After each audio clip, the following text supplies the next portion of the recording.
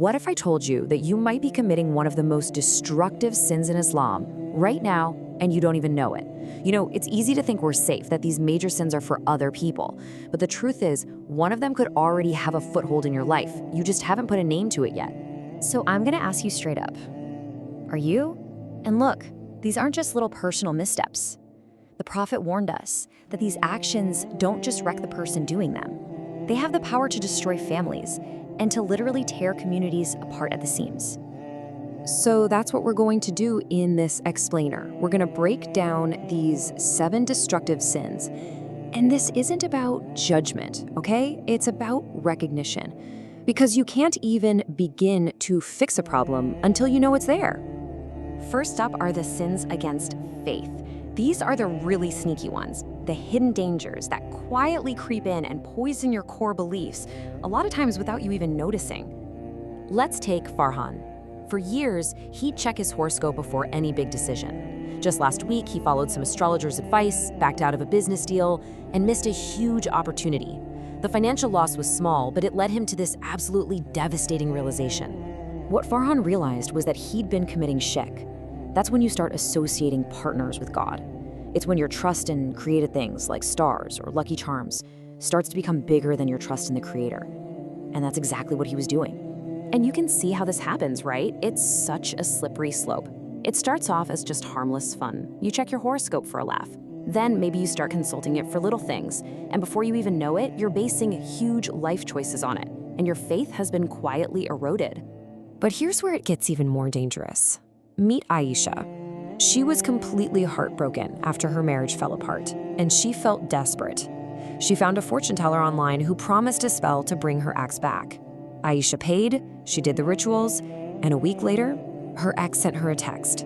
She was convinced it worked. What Aisha fell into is called sihr, or witchcraft. This is when you're actively looking for supernatural power and control from a source other than God. For Aisha, what started as one spell, born out of pure desperation, it turned into a dependency. She started believing these cosmic forces, not Allah, were in control of her life. And the warning against this is, well, it's severe. The Prophet, peace be upon him, made it crystal clear. Practicing witchcraft is an act of disbelief in everything that was revealed. It's not just a mistake, it's a fundamental rejection of faith. Okay, so we've talked about sins that corrupt belief.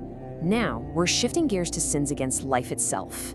These are irreversible actions that cause real, direct, and profound harm. I want you to consider Hassan. 19 years old, someone disrespected him, and in just a flash of pure, uncontrolled rage, he pulled a trigger.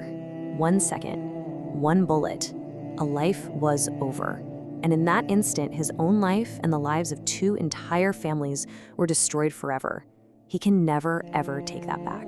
The Quran puts the weight of this into a perspective that's almost impossible to fully grasp. It says that taking one single innocent life, it's as if you've taken the life of all of humanity. That is the weight of this sin. Now, what's really interesting is that the next sin doesn't use a physical weapon at all. It uses money. This is Omar. He bought a home with a mortgage, telling himself it was just a short-term thing to get on his feet. Well, that was 20 years ago. Today, he feels like a slave to the bank, his entire life revolving around making those interest payments. Omar is trapped in a system of riba, or usury. Riba is any kind of unfair financial gain that's made from interest on loans. It creates a system that can absolutely feel like modern-day slavery, and it's built into so many of the financial tools we're told are just normal. The warning against riba in the Quran is it's unlike any other. It doesn't just forbid it. It literally declares war on those who engage in it. Just think about that for a second. A declaration of war from God and his messenger. The severity of that is absolutely staggering. This next sin is deeply personal, and it happens behind closed doors. Meet Kareem. After his brother died, he became the guardian of his young nephew's inheritance. He told himself he'd just borrow a little bit, but he kept borrowing and he kept rationalizing until the whole thing was just gone. The Quran uses this incredibly visceral image to describe this kind of betrayal. Consuming an orphan's wealth isn't just taking money, it's like you're consuming fire into your own belly. It's a sin that burns you from the inside out, born from the violation of the deepest trust. All right, and that brings us to our final category, sins against the community. These are the actions that shred the very fabric of society, that erode trust and stability for every single one of us. This is Malik. His community was facing a serious crisis, a moral and spiritual attack from the outside. They needed people to stand up. And Malik knew he should be there, but it felt risky, it felt costly. So he stayed home.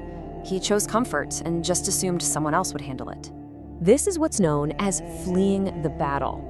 And listen, this isn't just about physical warfare. It's about abandoning your community during a moral or a spiritual struggle. It's choosing your own personal comfort over the collective good when people really need you the most.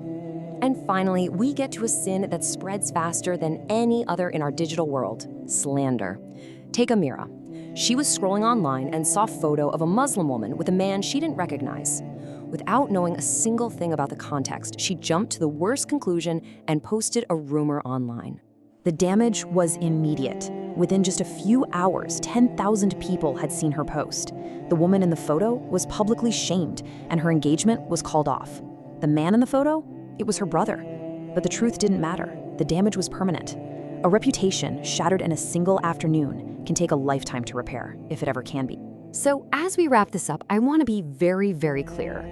The whole point of laying all of this out is not to point fingers, it's not to shame anyone, it's about opening our eyes. It is about self-awareness, about recognition, because these 7 sins, they are active in our communities right now, in our homes, in our workplaces, and maybe, just maybe, in our own lives.